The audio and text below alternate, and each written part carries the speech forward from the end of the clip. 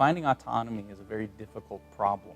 I think autonomy is context dependent, but really one of the big things that we look at is when we talk about autonomy, we're talking about decisions. We're talking about decisions in response to a changing environment. And depending on the context of the problem we're trying to solve, autonomy is going to look a little bit different. And I think as we look at this autonomy framework we're creating, it takes advantage of this fact that autonomy is not necessarily a cut and dry definition. How can we apply machine learning algorithms to unmanned aerial systems? How does the operator interact with that in the human-machine teaming aspect? And then from there, how do we take and we coordinate all of this action when we're talking about a whole bunch of multi-agent systems when we're interacting? How does the system as a whole work together? And we're hoping this autonomy framework will help us do some of that in the future. Here within AFIT, we're definitely focused on the military aspects of autonomy and what things can we do to make autonomous systems useful for our warfighters and making them useful tools.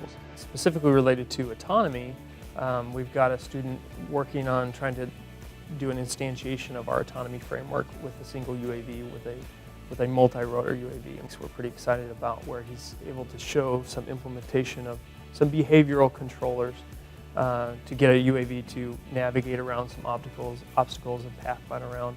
So it's a more simplified instantiation, but the exciting thing is that we'll be able to take that effort and build upon it to do more interesting autonomous behavior type work with UAVs. It's important in autonomy, especially in the human-machine teaming arena, for the machine to understand what's going on with the human, especially when there's going to be interactions where the human and the machine are working together. So for the machine to understand what's happening with the human, one of the components is to use machine learning techniques to figure out what state the human is in.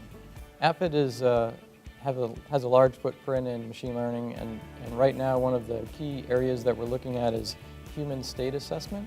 So we put sensors on people and try to determine using machine learning what their state is. For example, what kind of workload they're experiencing currently, or perhaps whether they're confident in the decisions they're making. We have a whole host of work going on with cooperative behavior and control. Everything from formation flying to research on cooperative wide area search and engagement. This is all about making our operators more efficient, more effective in what they do. Sometimes it's replacing the forward deployed person in the dull, dirty, dangerous mission.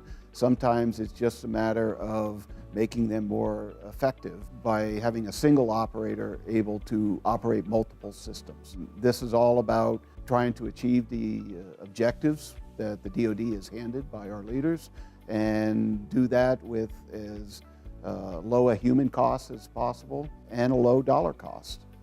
So if we can make them more effective by building autonomy into the system and furthering that by making these autonomous systems capable of cooperating with each other. If we can relieve some of that operator burden, make them more effective, that's what we're after.